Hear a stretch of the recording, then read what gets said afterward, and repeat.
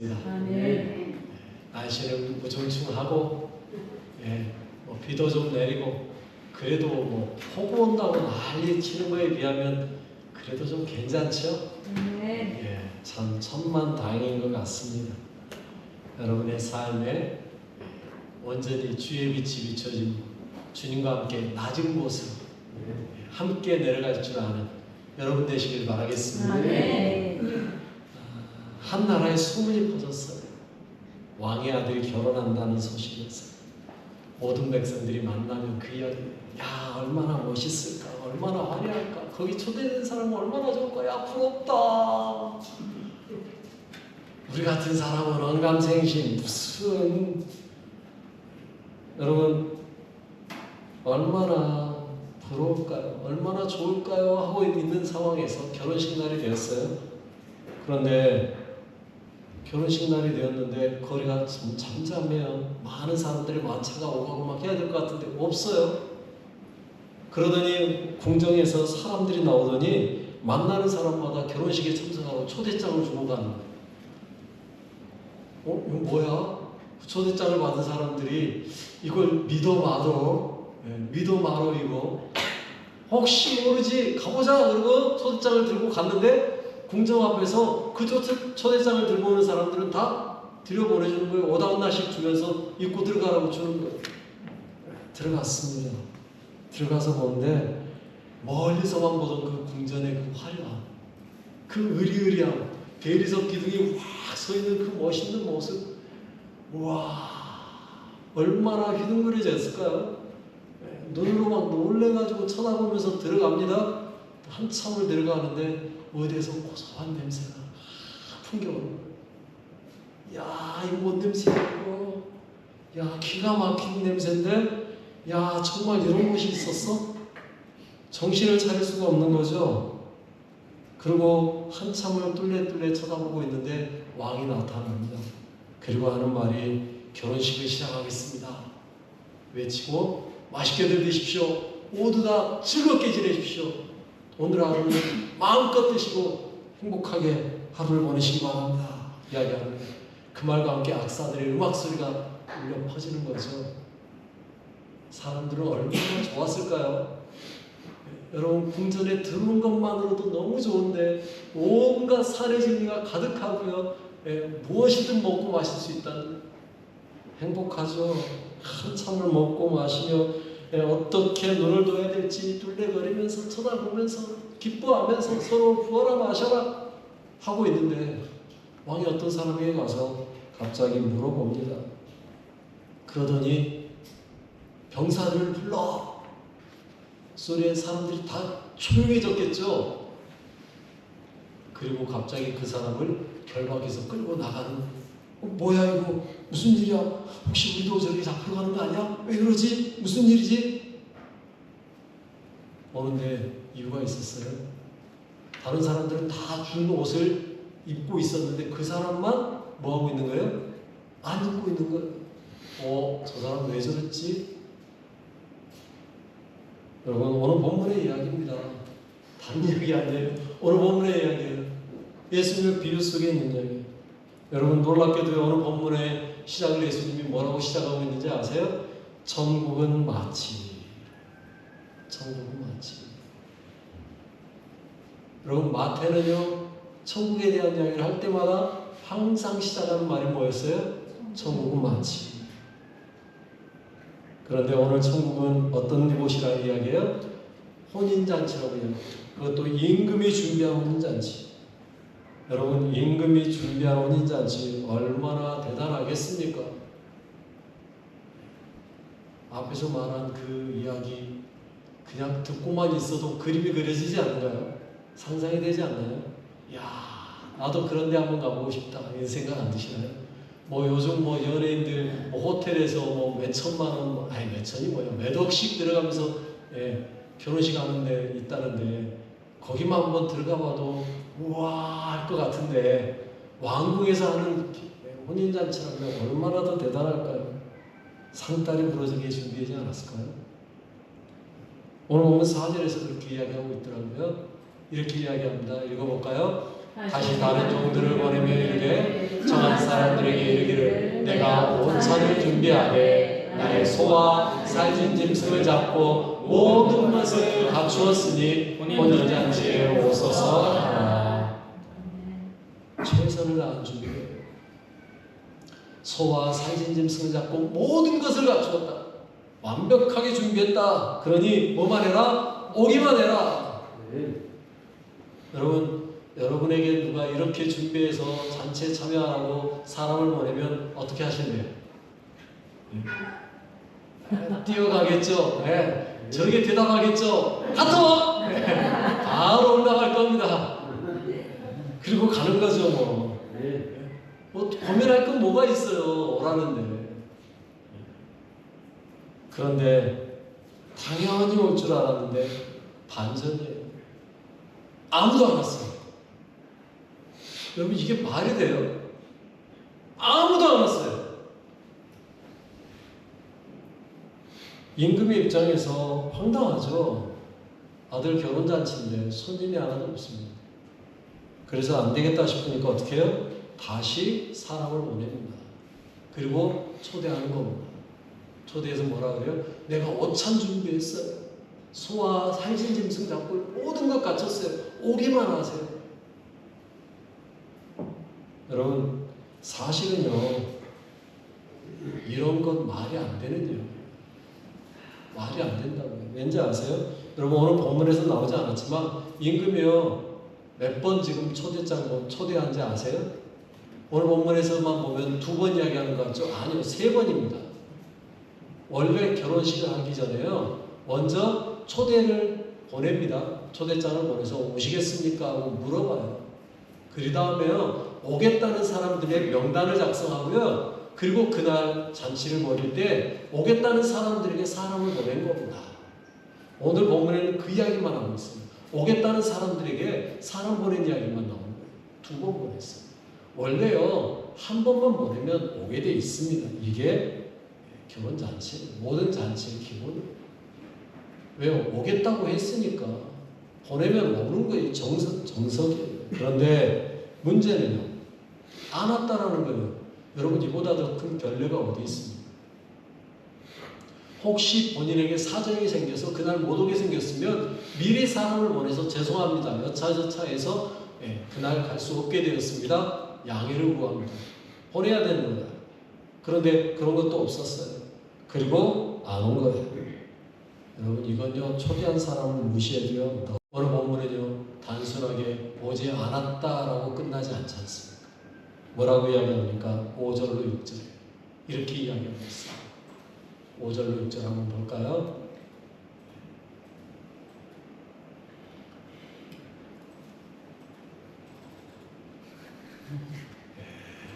오늘따라 저것도 말을 안 들어주네요. 5절로 6절에 이렇게 이야기하고 있습니다. 그들이 돌아보지도 않고 한 사람은 자기 밭으로 한 사람은 자기 사업하러 가고 그 남은 자들은 종들을 잡아 모욕하고 죽이니. 여러분, 있을 수 없는 이야기예요. 돌아보지도 않았어요. 부르는데 돌아보지도 않았어요. 그리고는 한 사람은 자기 밭으로 갔어요. 자기 사업하러 갔어요. 여러분, 이 말은 무슨 말입니까? 개인적인 볼일, 자기 볼일 보러 가버렸다는 이야기예요. 미리 요청하지도 말도 안 했고. 그리고는 더 문제는요, 남은 자들은 뭐까지 했어요? 종들을 잡아 모욕하고 죽이기까지 했어요.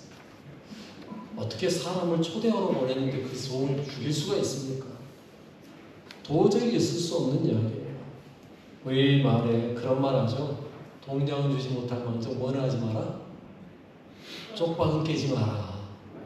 그런데 이건 쪽박 깬 정도가 아니잖아요. 네. 여러분, 그런데요, 여러분, 이 이야기가 그냥 나온 이야기가 아니라는 거 아시죠? 구약의 이스라엘 백성들의 행동이 바로 이 말씀에 나와 있습니다. 구약의 이스라엘 백성들은 어떻게 했나요? 하나님이 수많은 선지자들을 보내서 돌아오라, 오기만 해라. 혼인잔치에 지금 초대하고 있는 거예요. 와라, 오기만 해라. 그런데 왔나요? 안 들었습니다. 어떻게 했습니까? 선지자들을 죽였습니다. 때렸습니다. 구약의 이스라엘 백성들. 이미 하나님은요 이스라엘 백성들에게 오면 오라고 초대장 보냈었어요. 언제부터요? 아브라함 때부터. 그때 그들은요 응답했습니다. 심지어는 출애굽한 그들에게요 하나님이 오라고 이야기할 때 그들은 뭐라고 했어요? 맹세까지 하면서 언약했어요. 하나님의 백성 되겠다. 그런데 그들은요 그 응답 제대로 한 적이 없어요. 지킨 적이 별로 없어요. 물론 가끔 성경에 위대한 인물들이 나타날 때는 그 말씀들을 지켰죠. 다윗 같은 사람들 또는 뭐 히스기야 같은 사람들. 그러나 대부분의 사람들이 하나님의 저 초대에 응답하지 않았었어요. 모욕했습니다. 죽였습니다. 핍박했습니다. 하나님은 어떻게 해야 될까요? 귀한 잔치를 버려놓고 초대하는데 오지 않는 그들이 어떻게 해야 될까요? 오늘 본문 7절에 이렇게 이야기하고 있죠. 읽어볼까요? 임금이 노하여 군대를 보내어 그 살인한 자들을 진멸하고 그 동네를 불사르고. 여러분 이스라엘 백성들 구약의 이스라엘 백성들 그렇게 하나님의 말을 안 듣고 내린 결국은 어떻게 됐어요? 바벨론의 포로로 잡혀갔어요. 망했어요. 그리고 지금 예수님 시대에는 로마의 속국이 되어 있는 상황에 이유가 뭐예요? 하나님의 부르심에 응답하지 않았기 때문에. 정신 차릴 때도 되지 않았나요? 이 정도면 정신 차릴 때가 되지 않았나요? 그런데 여전히 똑같아요. 변하지 않았어요.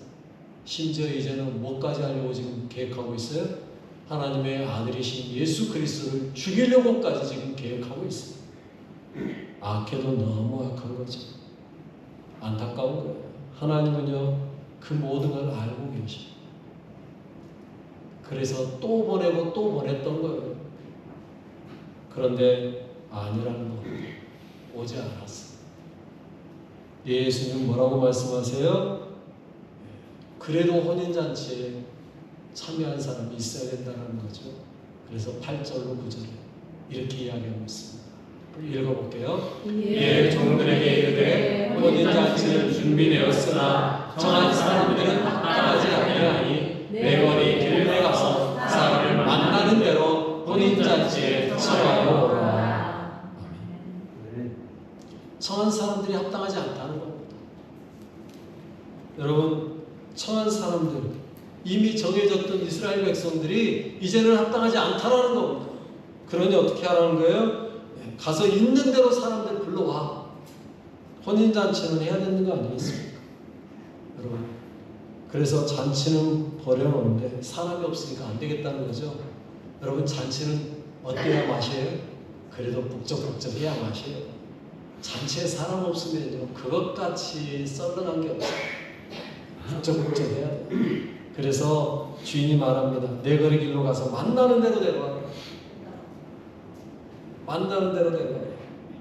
그래서 종들이 나갑니다. 불러옵니다. 어떤 사람들을 불러왔습니까? 10절에요. 이렇게 이야기하죠. 읽어볼게요. 종들이 길에 나가 악한 자나 선한 자나 만나는 대로 모두 데려오니 혼인잔치에 손님들이 가득한지라. 아멘. 여러분 보세요. 하나님 나라는요 선한 자들, 악한 자들 구분하지 않았습니다. 만나는 대로 불러왔습니다. 부를 때 온 사람들은 다 뭐 할 수 있었어요? 잔치에 참여할 수 있었어요. 너가 선하냐 아니냐 기준 잡지 않았습니다. 주님의 부르심에 응답하는 사람이면요 누구나 다 어디에 들어올 수 있었어요? 하나님 나라에 들어올 수 있었어요. 혼인잔치에 들어올 수 있었어요. 이게 믿음입니다. 사람 보기에는 선해야 돼요. 사람 보기에는 악하면 안 될 것 같고 그러나 그건요 사람의 기준이고요. 네가 얼마나 선했냐, 네가 얼마나 착했냐, 너 얼마나 다른 사람들을 위해줬냐 그거는 우리들의 생각이고요. 하나님은요 그거 필요 없다라는 겁니다. 뭐만 하면 된다? 불렀으니 오기만 해라. 여러분, 여러분들이 선해서 이 자리에 앉아 계십니까? 아니면 여러분들이 잘나서 이 자리에 앉아 계십니까? 똑똑해서 앉아 계신 분 계세요? 아니면 나는 우리 집안이 뭐 대대로 뭐 대단한 집안이야 뭐 이래서 와 계신 분 계세요? 없어요. 죄송하지만 하나도 없어요. 사람은 다 뭐예요? 죄인이에요. 선한 자 하나도 없어요. 다 악한 자예요. 그런데 그럼에도 불구하고 우리가 이 자리에 앉아 있는 이유는 뭐에서요? 주님이 불러서 왔어요. 아멘. 부름에 응답해서 왔어요. 아멘. 여러분 그게 바로 은혜입니다. 아멘. 주 예수의 이름을 믿고 그 이름 앞에 응답해서 나와 이 자리에 앉아 있는 것이 은혜입니다. 아멘. 우리는 불러서 반응해서 온 사람이에요. 그런 사람들은 다 뭐 할 수 있어요? 잔치에 참여할 수 있어요. 그런데 여러분 그렇게 해서 참여했으니까 얼마나 좋아요. 그리고 끝나면 행복했죠. 그런데 이야기가 여기서 끝이 아니었다는 거죠. 한 가지 문제가 생겼어요. 11절에 이렇게 이야기가 있어요. 읽어볼까요? 임금이 손님들을 보러 들어올세 거기서 예복을 입지 않은 한 사람을 보고, 예복을 입지 않은 사람, 많은 사람도 아니었어요. 어쩌면 이 사람은요 사람들 눈에 띄지 않으려고 아마 어디 한쪽 구석에 몰래 숨어서 음식만 먹고 있었을 수도 있어요. 자기 혼자 예복이 없어서 없었는지 아니면 안 입었는지 정확하게 알 수는 없지만 그는 예복을 입지 않고 있었어요. 임금이 보러 왔다가 그 사람을 본 거예요. 그래서 그 사람에게 다가간 거죠. 그리고 묻습니다. 너는 왜 예복이 없느냐? 너는 왜 예복을 입지 않았느냐? 여러분 이게요 왜 중요한지 아세요? 예복은요 우리가 준비하는 게 아닙니다. 내가 준비하는 게 아니에요. 예복은요 그 당시에 혼인잔치에 모든 잔치는요 손님을 청하면요 주인이 그 사람 수에 맞춰서 예복을 준비해 놓습니다. 그리고 그들이 들어올 때 제가 이야기할 때 왜 이야기했죠? 초대장을 주니까 뭐 했다고요? 옷을 하나씩 줬다고요. 그거 그냥 입으면 되는 거예요. 그 안에 무슨 옷을 입었느냐 이거 필요 없어요. 일하다가 와서 땀에 절여 있는 옷을 입었는데 거기에다 그냥 예복만 걸치면 돼요. 괜찮아요. 예복은 누가 준비한 거예요? 왕이 친히 준비한 거예요. 그게 관례였어요.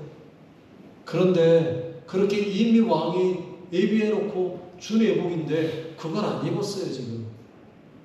이유가 뭘까요? 제가 볼 때 둘 중에 하나예요. 하나는 첫 번째는 몰래 들어왔든지 아니면 왕의 호의를 무시했든지 둘 중에 하나라고요. 여러분 그러면 이건 옳은 거예요? 잘못된 거예요? 잘못된 거죠.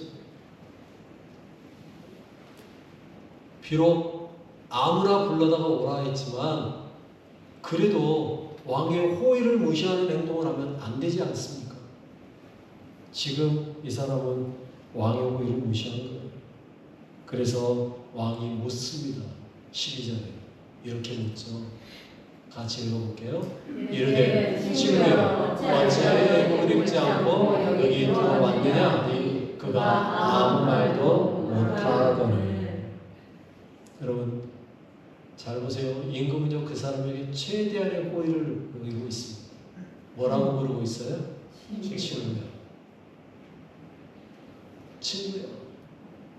여러분 임금은요 자기의 백성이지만 그 왕의 잔치에 참여한 사람들을 다 뭘로 여기고 있는 거예요?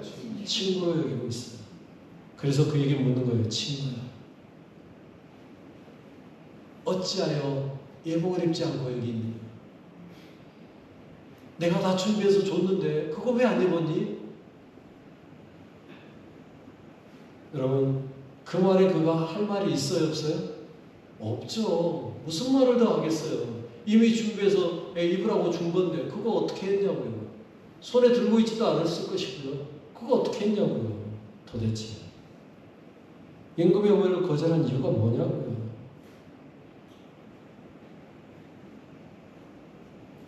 그러자 아무 말 못하는 그에게 임금이 하는 행동이 뭡니까? 13절에 이렇게 이야기하고 있죠.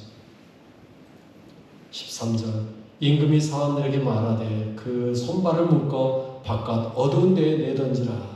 거기서 슬피 울며 이를 갈게 되리라 하니라. 여러분, 임금이 다 준비해 놓고 그에게 호의를 베풀었는데 그 호의를 받아들이지 않고 와 있는 그 사람에게 해줄 수 있는 게 없는 거예요. 그러니 어떻게 하라는 거예요? 그를 묶어 바깥 어두운 데에 던져버려요. 슬피 울며 이를 갈게 되리라. 여러분, 죄송합니다. 예수 믿는다고 이 자리에 앉아 계시는데 혹시 여러분들 예복은 지금 입고 계십니까? 여러분들의 예복은 완전하십니까? 괜찮으신가요? 아니면 혹시 덥다고 벗어버리셨나요? 아니면 귀찮다고 벗어버리셨나요? 그러면 안 됩니다. 입으셔야 돼요. 여러분, 왜 그렇습니까? 그 예복이 곧 은혜이기 때문에 그렇습니다. 왕의 호의로 준 그 옷이 바로 은혜인 거예요. 우리는요, 그 은혜를 입어야만 해요. 얼마나 큰 은혜인지 아세요? 그거를 알려면 어디로 가야 될까요? 다시 우리는 맨 처음 성경의 처음인 아담에게로 올라가죠. 아담이 죄를 지었어요. 그리고 에덴 동산에서 쫓겨납니다. 쫓겨나는 아담과 하와에게 하나님은 그냥 보내지 않았어요. 여러분, 죄를 짓고 쫓겨나는 마당에 죽이지 않고 보내는 것만으로도 감사덕지 아닌가요? 얼마나 감사해요. 야, 하나님이 나를 그래도 반드시 죽으리라 그랬는데 안 죽고 그래도 하나님이 나를 그냥 내 쫓기만 하는구나. 감사하다. 그러고 나갈 텐데 하나님이 고개를 푹 떨고 가는 아담과 하와를 보면서 안 되겠는 거예요. 하나님이 다시 불러요. 아담아, 하와야 이리 와. 불러요. 그러더니 어떻게 하시는 거예요? 짐승 한 마리 잡아요. 그리고 그들에게 옷을 입힙니다.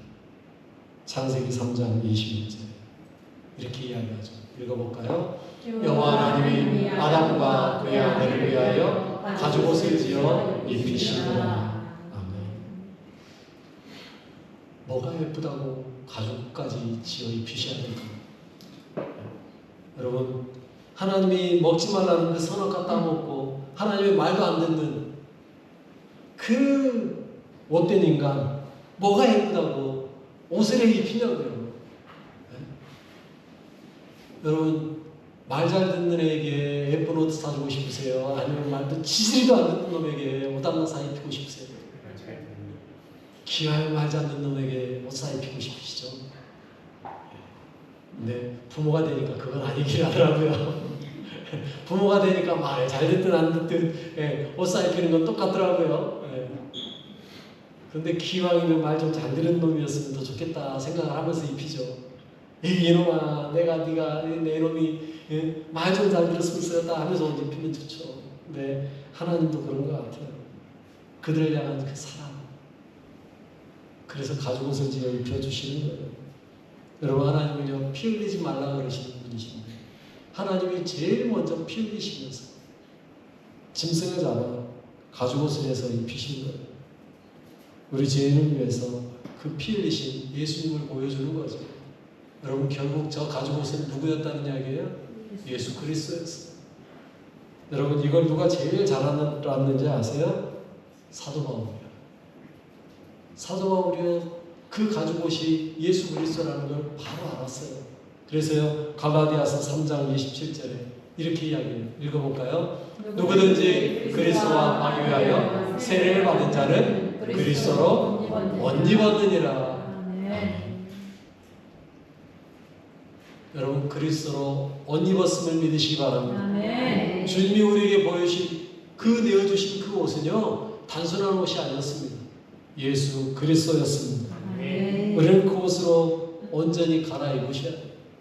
예수 그리스도라는 옷을 입으셔야 여러분들 비로소 그 잔치에 합당한 사람이 되는 거예요. 그러면 그 옷을 입고 어떻게 살아야 될까요? 예수 그리스도처럼 사셔야 돼요. 예수 그리스도의 옷만 입었다고 다 되는 게 아니고요. 로마서 13장 14절에 사도 바울은 이렇게 이야기해요. 읽어볼까요? 오직 우리 주 예수 그리스도로 옷 입고 정욕을 위하여 육신의 일을 도모하지 말라. 육신의 일을 도모하지 말라. 여러분, 예수 믿었고 세례 받았고 그러면 우리는 이제 어떻게 살아야 된다는 이야기예요? 내 욕심대로 살지 말라는 거예요. 누구 따라 살아가라는 거예요? 예수 그리스도. 우리가 입은 옷이 어떤 옷이기 때문에요? 예수 그리스도. 우리는 오직 예수 그리스도로 입고 예수 그리스도로 살아가는 존재이기 때문에 그렇습니다. 그래서요, 우리는 이제 어떻게 살아야 되느냐? 계시록에서 이렇게 말하고 있어요. 계시록 19장 8절에 읽어보겠습니다. 그에게 빛나고 깨끗한 세마포 옷을 입도록 허락하셨으니 이 세마포 옷은 성도들의 옳은 행실이로다 하더라. 아멘. 옳은 행실. 빛나고 깨끗한 세마포. 여러분, 옆 사람 한번 봐보십시오. 빛나고 깨끗한 세마포 옷을 입었는지.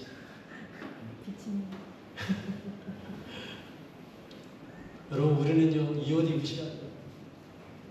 우리는 지금은 보이지 않겠지만 하나님 나라에 가면 여러분들 이 옷 다 입고 있을 줄로 믿습니다. 그래서 여러분들이 하나님 앞에서요, 이 옷을 입고 하나님 앞에서 잔치 모일 겁니다. 여러분, 계시록 19장 그 다음에 이어지는 20장에 바로 그 혼인잔치 이야기가 나옵니다. 그냥 그 이야기가 나온 게 아니에요. 여러분, 이 옷을 입은 자만이 그 혼인잔치에서 뭐 할 수 있는 거예요? 함께 할 수 있는 거예요.